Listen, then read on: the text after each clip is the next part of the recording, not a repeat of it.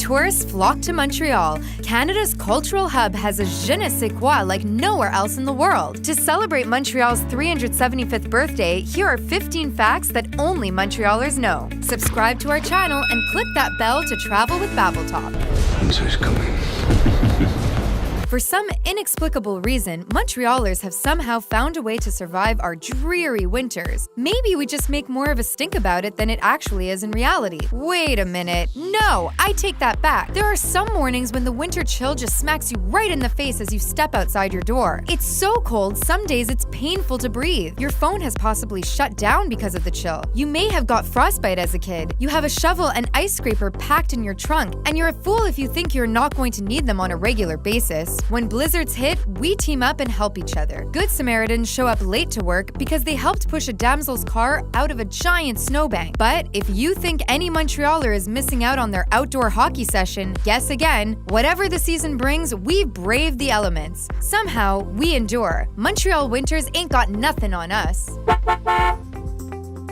This hometown gem is easy to spot because it is literally a giant orange ball sticking out into the sky. Perked on top of Décarie Boulevard, Orange Julep is best known for its unique orange juice, one of the finer staples of Quebec culture. This OJ blend is creamy, sweet, and popular. I am confident the secret ingredient is egg whites, which oddly makes it oh so good. You can get your classic poutine, hot dogs, hamburgers, and of course a plate of spaghetti meat sauce. Orange Julep doesn't stop with just food. On Wednesday nights during the warmer seasons, the parking lot becomes a hotspot for car fanatics. Muscle car aficionados compare their roadsters and enjoy their grub. The Orange Julep has been around for years and it's always busy. There is no question almost every native Montrealer has mastered the skill of combining French and English together. We are able to read something in French and think about it in English. This also applies in conversations. One person can speak in French while the other answers in English, and the discussion flows. We can start out our sentences in English, then switch and end it in French. To the uninitiated, it may sound confusing, but it's our very own Montrealer dialect. Hands down, French swear words are the most satisfying to let out at times. They are mostly religious terms, but with a clenched fist and a shout, you know when you've got an upset Montrealer.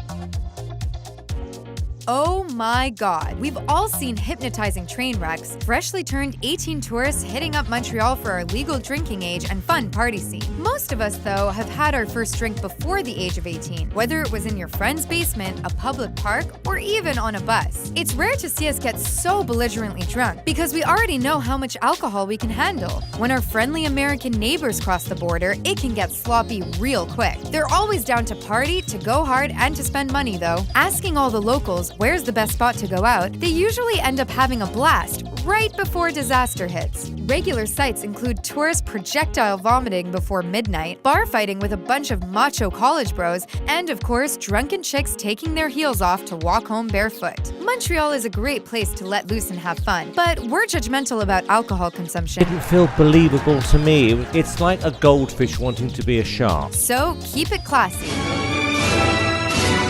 McGill University has always been known as the Harvard of Canada. It's currently ranked as 32nd best university in the world and second in Canada. Tourists flock to Montreal just to visit and explore the campus. It attracts intelligent and determined students eager to better their future one class at a time. If you did not attend McGill, you may have been a student at Concordia University, also located downtown. There are over 30,000 students attending Concordia annually. The university boasts famous alumni. They include Will Arnett, the hilarious actor from Arrested Development, singer Rufus Wainwright, as well as writer Mordecai Richler. The three other universities that are most popular in Montreal are Université de Montréal, UQAM, and HEC. Unlike McGill and Concordia, the classes there are taught in French. Locals tend to flock to those universities, while non-natives prefer Concordia and McGill. Puff, puff, pass. If you have strolled down pretty much any street in downtown Montreal, chances are you've gotten a big whiff of weed. We're open about the herb. A huge swath of Montrealers smoke pot. It's easy to find, easy to get, and easy to smoke. Whatever your choice of inhaling is, Montreal has got you covered. There are weed stores that sell all kinds of paraphernalia. Though illegal, everyone kind of has a laissez-faire attitude about it. Nobody is suggesting to take a huge toke and blow it in a police officer's face, though. It's only legal if you have proof proof that you are using marijuana for medicinal purposes. Keeping a small amount on you is the safest choice. If caught, police officers will order you to discard it. They might confiscate it if the cop is a real piece of work, so stay low-key if you are paranoid about getting in trouble. But all in all, just enjoy the high.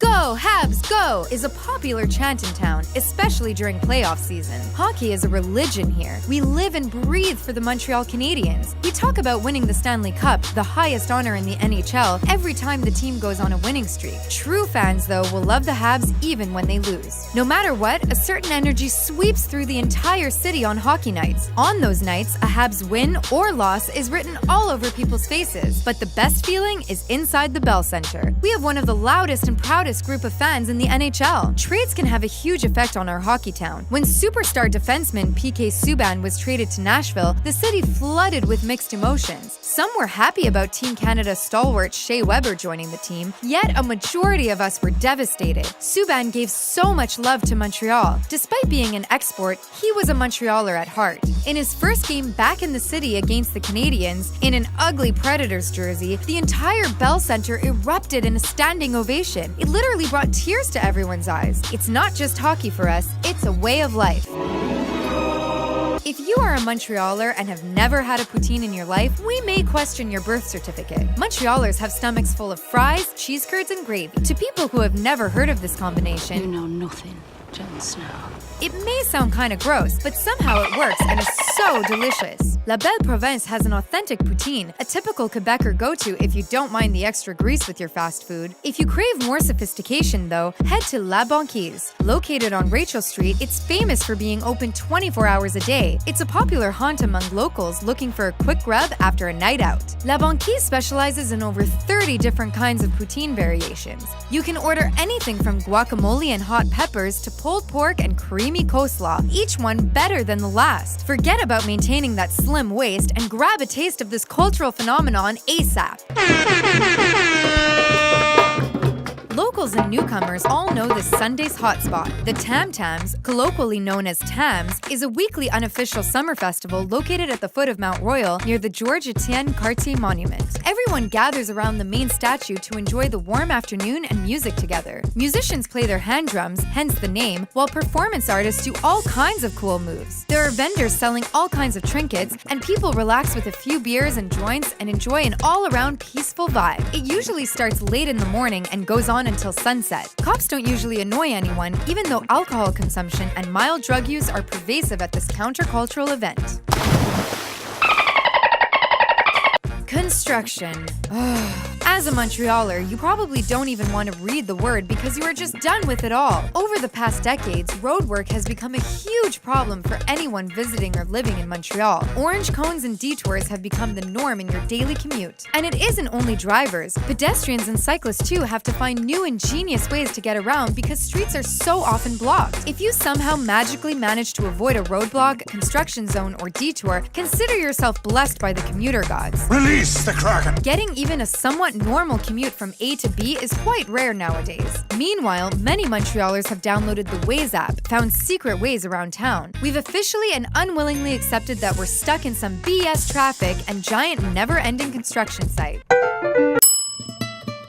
Smoked meat, yes! Our prized possession that is oh so delicious. Even Anthony Bourdain had a taste of it on his travel show, Parts Unknown. He hit up Schwartz's Deli to showcase our world-renowned smoked meat. The oldest deli in Canada has over 80 years in business. It's simple, straight to the point, and in constant demand. There always seems to be a lineup at the restaurant. To cater to the ever-growing clientele, they've branched out and created online ordering, catering, and takeout services. Reuben's Deli and The Main, right across the street from Schwartz's, also serve a mean smoked meat. Try them all and enjoy every bite.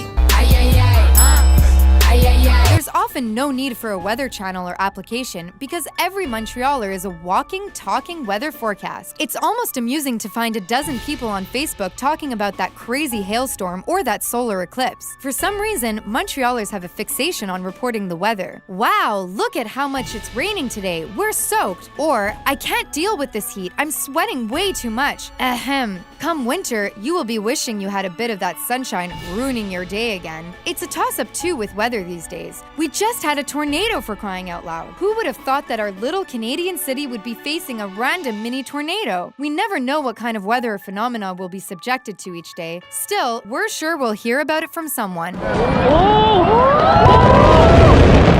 Let's face it, Montreal is a place to party. There's always some form of festival, show, or gathering going down no matter what season. In winter, we all get bundled up in our snowsuits and have a blast at Igloo Fest. This outdoor music festival features different DJs and plenty of outdoor ice games. How Canadian, eh? We also know how to dance our asses off in our bathing suits at the beach club come summer. Some recent famous acts that perform there include Sean Paul, Lil Jon, T-Pain, and many more. We are also proud of our International Jazz Fest. We combine an amazing lineup of free outdoor concerts with private shows featuring renowned artists. Montreal is not just about the clubs and bars. We take partying to an all-other level all throughout the year.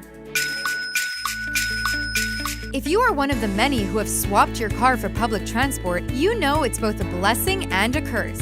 Yes, you are saving on gas and avoiding bloody construction sites. Despite that switch, life isn't a breeze. Far too often, you've been in the lineup checking the time, wondering where the hell your bus, metro, or train is. You've been among angry passengers, late to catch your connection, and missing your very important meeting. Why, oh why, does Montreal insist on running their transport late? We sometimes wonder why there's a schedule, because it seems as though the drivers run on their own time. We stick it out though, because there isn't much we can do. We call work to let our bosses know we're stuck on the metro because of some 30-minute delay. The struggle is too real in Montreal, folks. What?